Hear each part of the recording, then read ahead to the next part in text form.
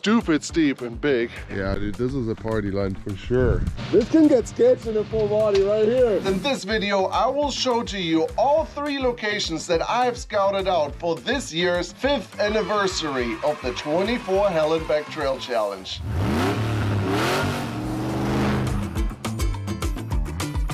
As you may have noticed, we usually never share this kind of information with you. In the past, we have kept everything 24 Hallenbeck related top secret up until we're ready to release the videos. For this year's 5th anniversary, I want to share as much information as possible with you guys, such as details about the location and how I found it, driver and participant callouts, big giveaways with awesome prizes from our great partners, exclusive merchandise and collaborations, and a big surprise for all of our hardcore supporters and wheelers. So make sure you are subscribed to Flex Rocks and Rollovers to not miss out on any Hallenbeck information this year. Believe it or not, I've been on the road since the end of February to scout out locations for this year's Hallenbeck. I'm now going to present to you my top 3 locations with all their pros and cons. Let's get started with our first location. When I was out in Sand Hollow with our 81 Toyota pickup called Sushi during my cross-country road trip, I heard about this crazy trail system about 2 to 3 hours away from there. So of course, I had to go and check this place out. My buddy Thomas from Fabin 801 helped me with all of this. We invited a couple of other friends and their buggies to check out this trail system. Are we completely stupid to even consider this place, or? Possibly. I've had a few good crews out here, and we've had a few people even tell us it's world class. But I tell you what, every time I go up the trail, I'm pretty nervous for myself that I'm gonna come out of the top. Not a lot of places to bail out, so you gotta be on your A game. That sounds like fun. So Thomas is a drag axle. His is a rear steer. His is a rear steer too. So we are with 2 rear steer buggies, and 2 of them are on 47-inch tires.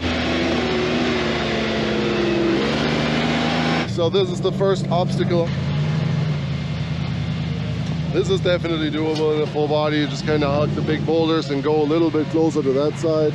Kind of tires, shoot this way and then come over. All right, little technical, but cool, fun. Nothing too intimidating yet. That's a tight squeeze here between that rock and that rock. If you come a little sideways here, you may kiss something. Probably not though. Yeah, maybe he can front dig over now.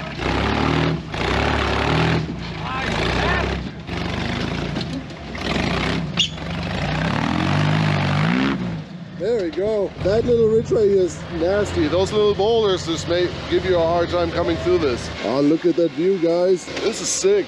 You're in the trees, you're in this little canyon, you got a spectacular view back there. So you squeeze through here, come around, and then that way. And if that goes south, you end up in here. This can get sketched in a full body right here. Apparently you can keep on going and go behind that tree and bypass that. I like that. This right here should be doable. Oh, you come way up high here. Holy cow. I don't even know how to come off this. Look at that view. Beautiful. See what Shawn is doing to get back down here, because the coming up part is gnarly, but I think would be doable for us. Look at this freaking crack. This is insane. So you got to center yourself really well and drive it all the way up and then all the way down.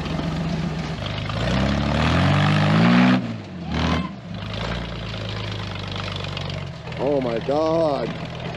Guys, I could easily walk on it. I couldn't even touch his belly if I would stand underneath him right now. This is so tall. You're way up there.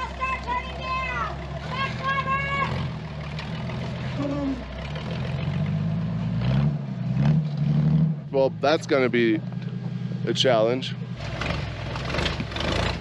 Another one of those squeeze rocks. You'd have to drive up high and get your rig through it and just get stuck. A lot of this will just take time for us because it'll be frustrating to get through here. I wouldn't even call it difficult, it's just frustrating. That's a line I've never taken. It works. We're starting to gain a little bit more elevation here. It is hot, guys, holy cow. Super dry and super hot. My lips are busting. Whew. All right, now we're getting to the really tough section apparently.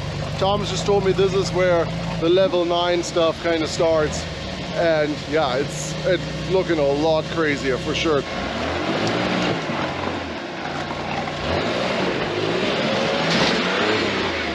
That's it.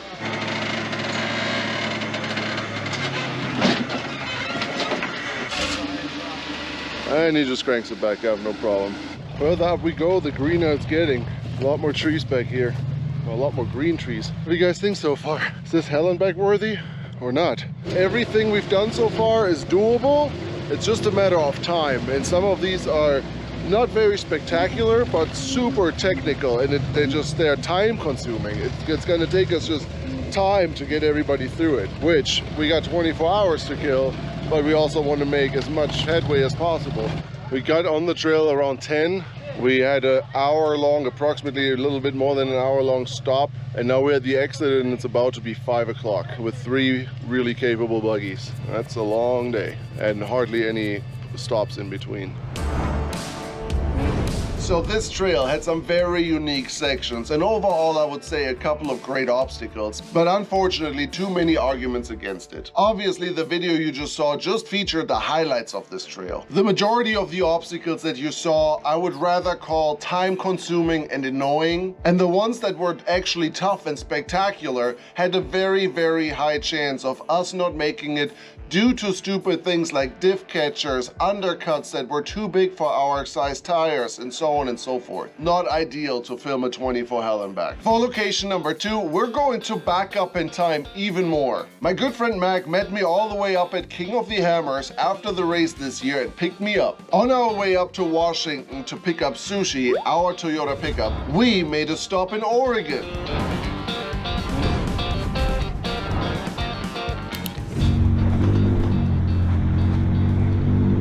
I think I've seen the Fiat on this thing before. He'll beat the crap out of it on this. Yeah, I've seen this obstacle before. And the left line can be hard, but the right's where you're gonna that's a doozy. Yeah, I mean, power in. Hell yeah, especially when it's wet like this. That's like the main obstacle, I'm assuming. This is it. Like once you get right there, it's basically a road. Okay. But it's a sketchy. So like the thing being though, I don't know if it showed on camera. It's sketchy when you get up on top. It's a big rock.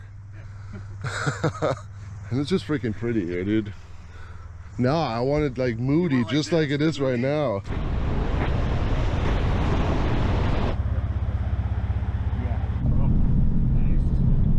A lot of the trails up here have pre-filters before you get to the obstacle. So if you can't make it through the pre-filter, then you don't belong on the obstacle. We'll go up to the top so you can get a better view of it. All right, that's the top, like what we were just looking at? Yeah, so that's right here.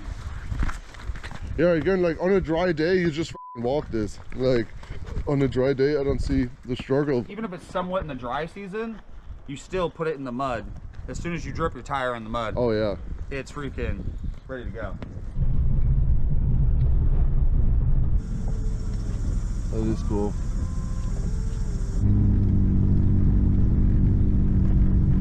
So this is the left side. Like I was saying, there's like 2 different ledges here. Oh dude, this is gnarly. I mean, this is already fun, dude. Coming up here, having completely caked up tires, yep, and then having to hit this. So you said that's harder than the hard line. Right? Okay. Like this. Yeah, dude, this is a party line for sure.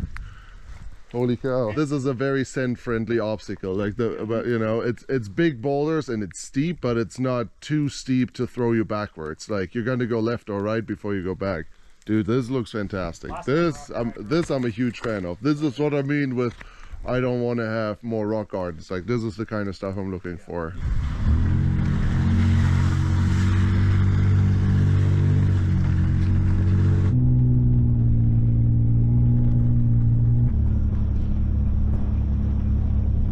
The sun would be rising right here and it'd be coming through this crack that Okay. we're about to walk up, and it would just be an epic view from the top down. All right. Yeah. This already I didn't wear my hunt boots today. requires a whoop house to just make it up this. The problem with how steep it is, that's where most people they try to like crawl it around, Yeah. And your front will slide down before the rear. and then they get super f***ed up and then they tumble down. And then it's a long ways down. Yep. Yeah. Yeah, dude, I kind of want to wheel it when it's like this. Dude, this is like freaking fairy tale forest all over again. You can go off to the left when you get to past this first section, but you can go right, you can go far right, but it's usually a ton of like loose dirt. Yeah. But like there's so many different lines because like you can come up here and then there's a gnarly step section right up there to where you can come all the way over to this tree and try to get around it. But it eats tailgates. I know that for a fact.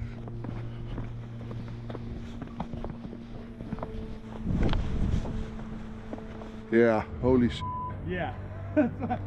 This probably looks completely different. It looks like really tame right now because Yeah, it really does. Like there's so many voids filled in with snow. It's funny because it was sunny and beautiful here yesterday. There was no snow on this yesterday. It's crazy how fast it changed. Wow, what a gorgeous place. The Pacific Northwest completely blew me away with its gorgeous scenery and just overall vibe. I really want to go back out there and wheel all of it. As you may have noticed in the video, there really wasn't any kind of continuous trail at all. The entire park was really more obstacle based. You had to drive what felt like a very long time in between each obstacle. All this would make logistics for hell and back very, very tough because imagine we would have to load in and out media equipment over and over and over again to get to those exciting areas. That would swallow up so much time. And even more important, the drivers, the participants would get really tired. Imagine that at 4 a.m. and you know, you just finished something cool and now here we go again, another 20-minute dirt road drive. That would make drivers tired and essentially this could become dangerous over time. That doesn't mean that we won't come back and that we won't wheel this park because I thought it was really awesome. And here is our location for this year's 24 Hell and Back Trail Challenge presented by BF Goodrich Tires and HB Tuners. this is the entrance of it. This is the freeway. Okay. This is for the people that want the pink helmet right off the go. Look at this. That's a hell of a climb. We got good spots to put tires. It gets loose up top, so you got to kind of bump through it. It doesn't look like much, but we've had multiple brakes right here. Transmission, power steering pump, drive line. I mean, you just kind of dance through there. And then this one we got two options, obviously. Straight through it? Yeah. Straight through. It's kind of weird because your tire, it will dip you. So you've got to kind of cheat yourself that way. As soon as your tire's here, you got to bump it. Whoever wants to try this one, like you get -1 pink helmet. Yeah. You'll notice the rock changes multiple times through here. It's really cool. This is the way you want to go, you would think, but you drive your fronts here. As soon as your front drops here and here, you lose everything and you can't climb it. Dude, this looks cool too. Yeah, so we got... Here we got lines for days. Yep, you take that one, the middle one, or left. Super cool bowl. Yeah, I can see how the rocks change all the way back to the mountains. Are like dark red. So obviously, last chance. Yeah. First try. And it don't let it fool you, man. It's like you just drive on this rock with all of those tires. But the problem is you've got to drive passenger to the tippy top. Yeah. Has to go to the top. When the tire comes down is what pulls the tire out of here. If you don't dare to get to the top, you won't make it. That is awesome. It's all loose dirt on the top, so you're just gonna start digging once your tires touch, huh? Yeah. Yeah, and this rock here will eat your diff up, so that's why you literally gotta drive your tire across this. When it comes down right here, yeah, then it will pull you. Yeah. Looks way different up here now. Start getting into the goods. That rock is about to go too. Feel that rock. Dude.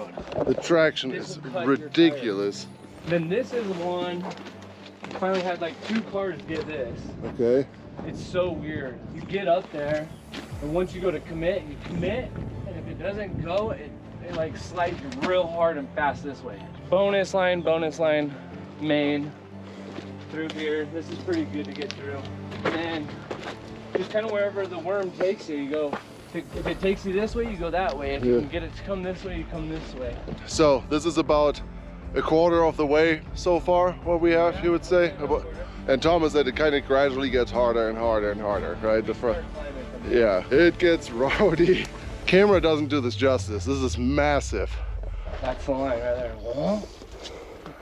Okay. Or you get into here, you kind of get over there and then creep that spot.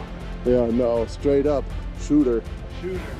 This is a very hot candidate, my friend. I freaking love this. Look at it, we're sweating. And this was a hike. I don't want to spoil it too much about this, Jim, but I absolutely love this trail. The trail itself is rather short, but it has over 30 extreme obstacles back to back. The scenery changes several times as you gain elevation on the trail.